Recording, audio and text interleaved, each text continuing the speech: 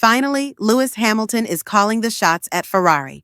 Ferrari will tweak the SF-25 in anticipation of this weekend's Austrian Grand Prix. And here's the twist. They're taking Hamilton's recommendations. It's a huge sign that Ferrari is on side with the seven-time world champion, committed to fixing their season.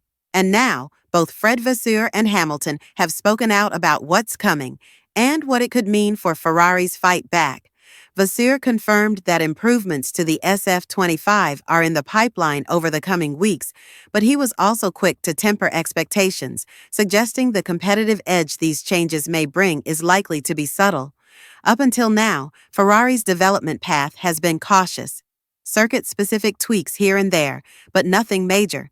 That's about to change. According to Vasseur, the Red Bull Ring could be the first glimpse of a real shift. Rumors suggest that the upgrades will target the rear pull rod suspension, a crucial area of the car's design. With Ferrari switching to a pull rod from push rod over their off-season break, they've reportedly had trouble maintaining consistent performance, especially when it comes to ride height.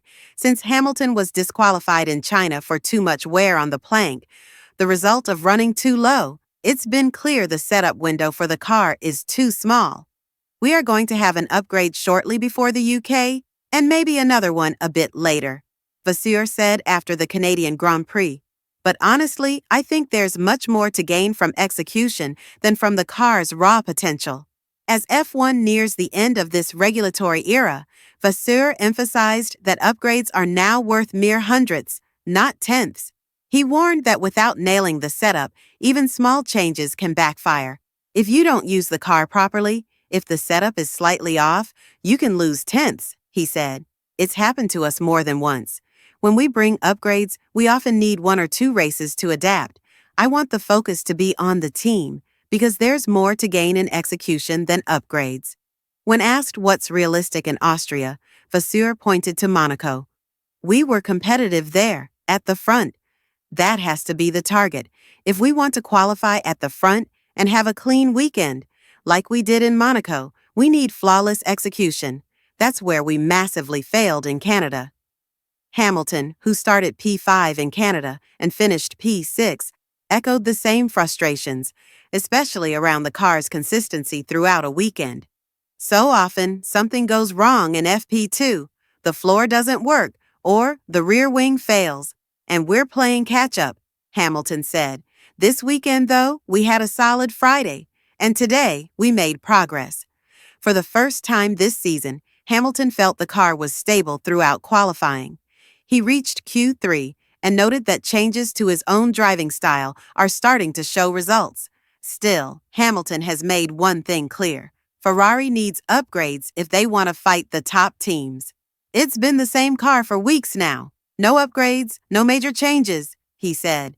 So I keep pushing the engineers. I challenge them. I ask why we're doing things the same way over and over. That's the only way forward. And I'm like, what about this? So we work on trying things, and bit by bit, we are making progress. We're improving our qualifying from Monaco onwards, which is positive. Ultimately, we need upgrades. We need an upgrade to be able to fight the guys up front, with all of the teams juggling, updating their current cars in order to be competitive this year, while also creating the revolutionary F12026 cars. Hamilton stated that the priority is to produce a race-winning car under the new rule set. It's my first half of the year in a new team. It's interesting to see how different teams work and operate. He said, there have been times in my career where you've had a whole bunch of upgrades very, very early on in the season, and you plow ahead very early. Then you stop and taper off, and then sometimes it's been slower. It's also in the last year of this generation of cars, harder to find performance. And you could at least focus on the next year. The fact is, with this car, we hopefully can still fight for a second in the constructors, which would be great. But I want a car that can win next year, so that's priority. But with these upcoming upgrades, he might be able to fight for podiums more often. But it does bring the question, has he lost it? 40 seemed to be the tipping age. Well, according to Toto Wolff, Lewis Hamilton's former Mercedes F1 team leader, it might be a different factor. He believes that driving style, attitude, and nationality may all be contributing to his sluggish start as a Ferrari driver.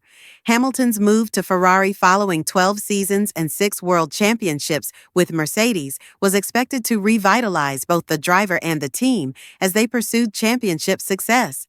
Hamilton, a 7-time world champion, won his most recent title in 2020, while Ferrari's drought dates back to 2008, with Kimi Räikkönen winning the title the year before.